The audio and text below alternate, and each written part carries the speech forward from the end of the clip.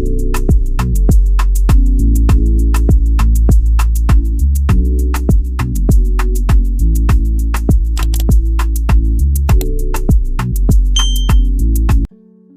Shalom, everyone. It's Out the Box Kingdom. Talk with me, Out the Box Kingdom. I hope you all are having a wonderful, wonderful yom. I just wanted to come on here and just give words of encouragement to my brothers and sisters of the way, Nazarene, followers of Yahusha, whether you are Yashriel or Yehuda, or should I say the wild branches known as the engrafted ones. I just wanted to come on here, like I said, to give words of encouragement. And the words of encouragement I want to give you today is trust the process and the plans that the Most High has for you. Now, we know that in Christianity, when it comes to Yah's plan or when terrible things happen in our life, they always say it's the adversary. It's the adversary. It's the adversary. Giving too much credit to the adversary when only the adversary can do when the Most High allows him to do. He's the accuser of the brethren, and he is the tempter. And how does he kill, steal, and destroy? By tempting you to do everything against the Most High Yahuah and not following the ways and rebelling against Torah. But how do we receive the barakas of Abba Yahuah? And that is obeying the Torah, right? Just like Abraham, Isaac, and Yaakov did. You know what I'm saying? For the Abba knows the plans that he has for us. Man may has his plan, but it's the Most High Yahuah that establishes them. Whether for great or bad, everybody gets used for Abba Yahuah's purpose. It's more so knowing what your purpose is, right? What Yah's plan is for you. So today, something happened today, and it was, was not according to my plan, but it was Yah's plan. So today I want to give y'all scriptures pertaining to Yahuwah's plans and just hear y'all out, okay? So the first scripture I want to give for y'all today is Yeshayahu 55, chapter 55, verse 8 through 11. For my thoughts are not your thoughts, neither are your ways my ways, says Yahuwah.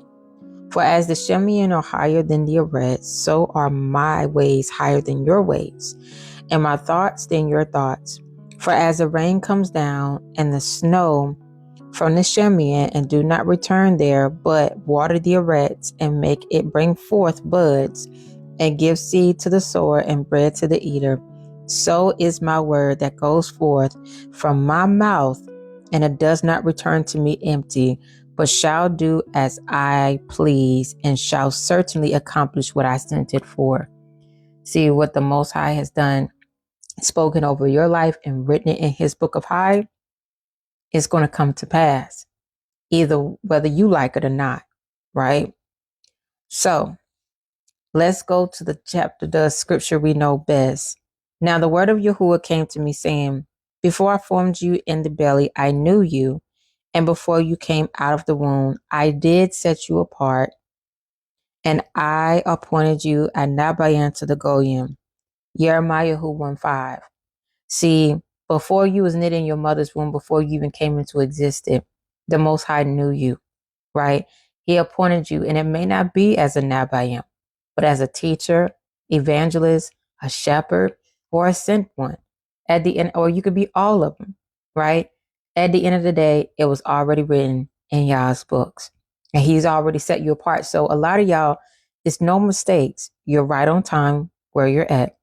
Yah has already established your steps for you to come in the truth right at this moment in time. All right. So let's go back to Jeremiah 29:11. For I know the plans I am planning for you, says Yahuwah, plans of shalom, which is peace, and not of evil, to give you a future and an expectancy, right?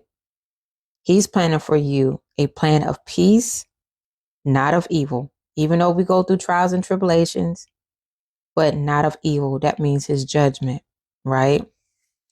Now let's go back to the part about man's plans. And man's heart plans his way, but Yahuwah establishes steps. Michelle 16:9.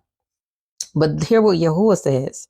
Let me instruct you and teach you in the way you should go. Let me counsel my eye be on you. Telling him, which is Psalms 32:8. Now let's go into telling him 37:23. The steps of a man are ordered by Yahuah, and he delights his way. See, when we yield and we submit to Abba's way, which is always greater than what we think, he delights in our way and he shows pleasure. And this is where the favor and the barukas come from. You know what I'm saying? So let us go into listen to counsel and accept discipline so that you are wise in your latter end. Mashal 19:20. And that is actually what we know as Proverbs 19:20. Now let's go into Mashal 19:21. Many are the plans in a man's heart, but if it is the counsel of Yahuah that stands, it's the counsel of Yahuah that stands, right? That even though we have plans, the Most High Counsel can come in and change that so we can come in alignment to his plans for us. All right. Your eyes saw my unformed body, and in your book all of them were written. And the yeomen they are formed, while none was among them. Telling him 139:16. There was already written in the book, your yeomans, from the beginning to the end. Bereshith to Revelation, the beginning and the end. He's the author of our belief, right? All right. Yahuah Sabaoth has sworn, saying, truly as I planned, so shall it be. And as I have purposed, so it stands. Yeshayahu 14:24. And lastly, we know Joseph's story, right? He said, you intended evil against me, but Allah intended it for great, in order to, as it is this yom, to keep a great many people alive. And this is Bereshit 50:20. So Joseph had a dream, right? He had to go through his process. The Most High used his brothers, of course, by hardening their heart from, jealousy, to send Joseph ahead of them so he can be placed in a position that will preserve them, right? The Most High is the one that picked the Nabiams to prophesy to the nations, to write and describe. He chose Moshe to be the deliverer of Yashriel when they was being oppressed in Mitzrayim. All of these things were written, just like you and I. Our process and what he's called us to do has already been written. That's why we have to seek him daily. Yahusha, when he spoke what Yah wanted him to speak and do, what did Yahusha do? He separated himself from the crowd of people, even his Talmud, to go seek and be in silence in the council of the Most High Yahuah for his next assignment. And this is what the Most High is requiring all of us to do, because he knows the plans that he has for us. No prophet of them churches can do that. They can prophet lie. This is why we have a lot of them on platforms thinking they're doing things, and they're going to find out they're doing it all in vain. However, as for you, do not despise the humble beginnings. You have been called for a time like this, and you are going through your set apart process right now versus later, right? The Most High knew what day you was going to come and seek his face so he can turn his face back to you and begin to baruch your life. He knew the days you was going to backslide. He knew the days and how long it was going to take. But what does Yahusha say? He left the 99 to go after that one. He came after you because the Most High has wonderful plans he has in store for you. You may have your plans, but the Most High is the one that orders your step. He's the one that makes the crooked place plain and straight before you. And he's the one that is the lamp to your pathway. So what I'm saying is, go back and read those scriptures. Yahuwah's plan is better than our plans. You know what I'm saying? I would have still been hustling, bustling, but yet my pockets would have still have holes. I wouldn't have what I have right now.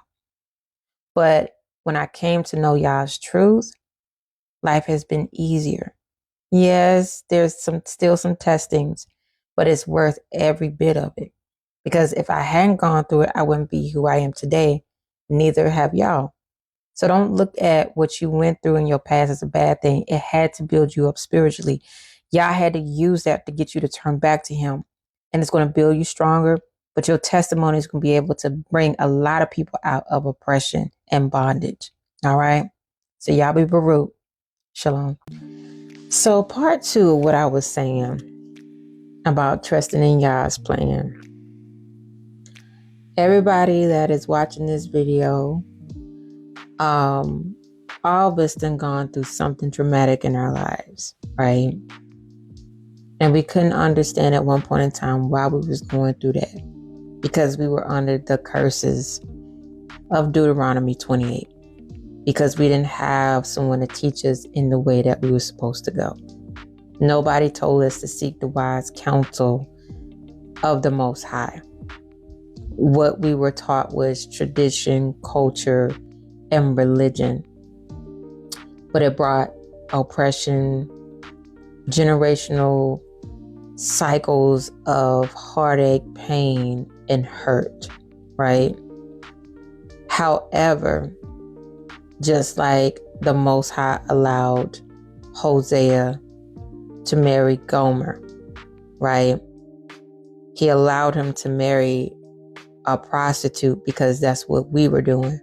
Prostituting ourselves and consistently breaking the heart of our Abba, right? Prostituting ourselves with the things of the world, bowing down to idols, putting marks on ourselves, all these other things because we were not taught in the way that we should go.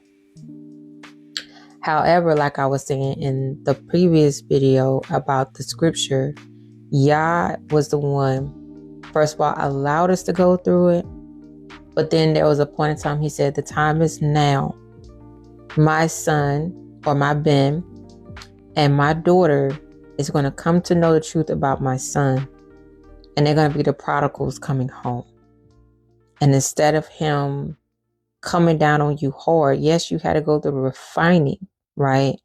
To make you as gold, right? So he can see his reflection in you.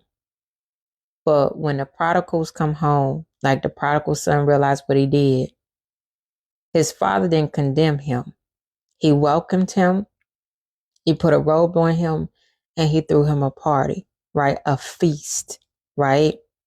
But we don't know what happened after that, what the prodigal son process went through for him to be able to receive his inheritance. Because remember, he squandered his other inheritance in the world, right? So of course, now that we've come to know the truth, before the Most High give us our inheritance, we got to go through that process where he has to trust us, where he has to make sure we ain't going to prostitute ourselves. And that comes with that whooping, okay? Once you come to know the truth. But there's no condemnation in Yahusha HaMashiach. Remember, he told the woman at the well what she did without judgment. But who said she didn't go through her process, right? Everyone, even Paul, suffered for the name's sake of Yahusha. All of them did. But however, there's a flawless victory at the end. Those that endure to the end will avail much or receive a great reward, right? So what I'm saying is, the Most High has wonderful plans for you. How you going to receive that? Only he knows. It's just more so you trusting in him. Remember, Abraham was before the laws were created. But Abraham trusted in Abba Yahuah. When the Most High, when he said, I'm going to end up leaving my heir to my servant, he said, no, you're going to have one of your own. You're going to have an heir. You're going to have a son of your own, right? Now, even though Sarah and Abraham did things in their own hand, Yah's word still came to pass. It just was not in their timing, in the way they thought it was supposed to happen, right? Joseph's situation, you know what I'm saying? And for all we know is, Joseph married Pharaoh, daughter or whatever. But no, Asenath, before she can get married to Joseph, right? She had to go through her process. And if you don't believe me, go read the book of Joseph and Asenath. She was looking down on him like he was nobody. But when she realized who he was, she repented. And she had an encounter with Yahusha, believe it or not, or a messenger. But she started her process. She threw out all her idols and everything. Why? Because that was Yah's plan for Joseph, for her to be his wife. Abigail, when she was with Nabal, the fool, the Most High had already had it planned that Abigail was going to leave with Daud and marry and be a wife of Daud. So, and let's not forget Hadassah, aka Esther. From the day before he knitted her in her mother's womb, he knew that she was called to be a Malakah and she was going to deliver her people. So I want to encourage you. This is why the Most High said we are not to compare ourselves with neither one of each other, because all of us have our own responsibilities. All of us have our own calling, and everybody's process is not the same. However, we are aiming for the same thing, and that is to be an eternal, spend the rest of our eternity with the Most High Yahuah and Yahusha, right? We're after that goal, right? But all of us have special assignments. All of us is, called to speak to certain people, whether it's the Gentile or Yashriel, or it could be a combination of both. It's whoever the Most High wants us to talk to or minister to or serve, right? As long as it's according to Torah, right? It's you being grateful and rejoicing that you have been chosen to be on a potter's wheel, and he get to mold you and shape you and put you in a kennel as many times as he want, and you come out stronger than you ever been before, right? That he didn't say, okay, let that person perish in the world, because the Most High don't want none of us to perish. But you'll have people that rather still play the victimhood card and stay in that place of perishing in the world versus coming in his marvelous light into the truth and being set free. But you chose that. But it was already written that you was going to do it. And whatever the outcome is going to be a beautiful thing. That you received that crown in the long run. That you was willing to die for Yahusha and Yahuwah's sake. And some of you ain't going to even see death. Y'all going to see the coming of Yahusha Mashiach when he come back. You know what I'm saying? But it's not to focus on the ending result. It's more of you seeing what all you have endured, but the Most High has brought you from. And you going back and listening to those scriptures and say, you know what, y'all, you're the one that ordered my steps. Just like I have testimony today. I happened to see a business on TikTok yesterday, past 2 days in my area. I saved it because I said, well, maybe one day I'll go and visit, right? And there was something about the owner that stood out to me, and she's using her business to support the elderly, to give back to the elderly, because that's what we're supposed to do. So I was like, okay, well, I'll eventually go eventually. Well, I woke up this young. My plans were to sit down and read my word and spend time with Yah, but Yah used my mom and said, hey, I'm going to go get some fish. She had been trying to get fish for the past 2 weeks and the place was closed. But today she's like, I'm going to get some fish. Fishermen are men, right? She said, well, let's go to that clothing store you was talking about. So long story short, end up going there and come to find out the Most High had words to give to the owner of that store. So when I say the Most High knows the plans he has for you, we may have planners, but we need to learn to get on Yah's plan, okay? Because he's the one that's orchestrating and ordering our steps, yum by yum. I think that's why, in a sense, I don't try to plan nothing, right? I'm just more like, okay, Yah, what is it you want me to do on this yum? That's the mindset I get to.